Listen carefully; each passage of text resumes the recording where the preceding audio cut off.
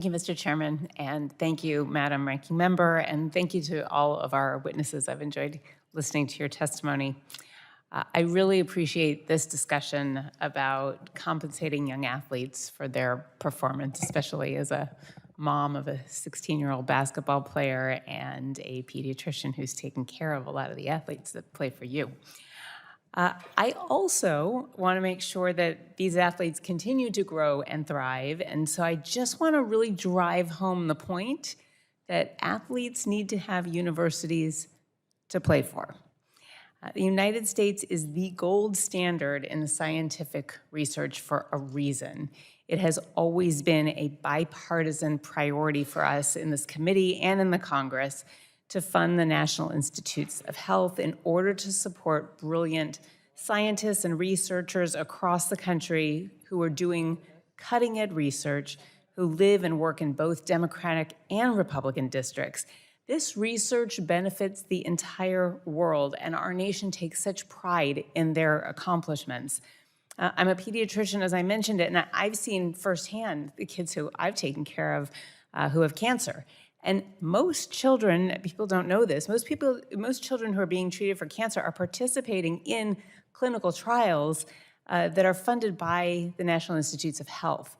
And that's how they get access to groundbreaking new treatments that can help them do better and give them the best chance for survival.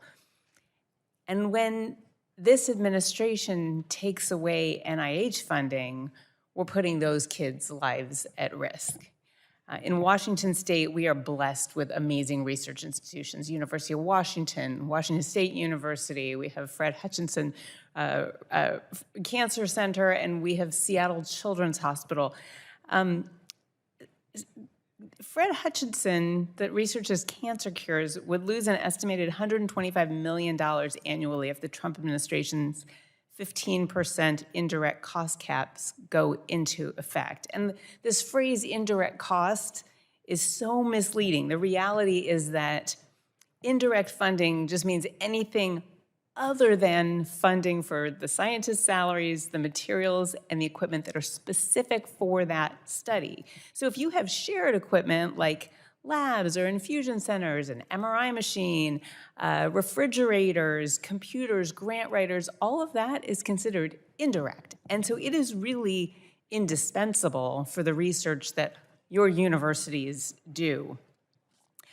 This is not insignificant. For some of the research institutions in my state, we're talking about 50% indirect costs. So for every dollar that goes specifically to the project, another 50 cents goes to all of the support equipment. So this isn't cutting fat when they go from 50% to 15%. This is kneecapping research, and it will shut down our greatest research institutions and our medical schools. And I'm hearing from people in the middle of trials right now, scheduled to get their next dose of trial chemotherapy, and they can't get it because it's delayed. That messes up, of course, not just their health, putting it at risk, but it messes up the study because now a dose has been given late, and how do you evaluate those results? This is already happening. So I just want to emphasize that it is threatening the universities where you play and you coach. It makes our brightest young scientists think about not pursuing research, even though they could.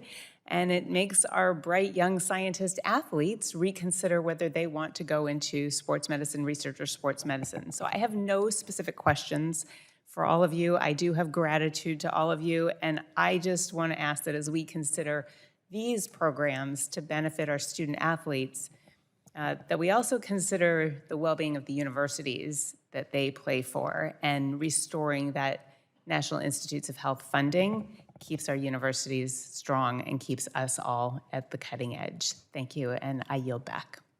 Thank you.